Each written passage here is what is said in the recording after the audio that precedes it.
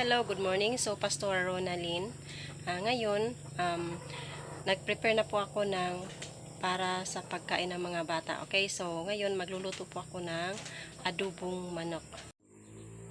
Okay, so ito ang ingredients ko sa aking lulutuin na adobong manok. Okay, so yan, chicken. Okay, so simpleng luto pero masarap.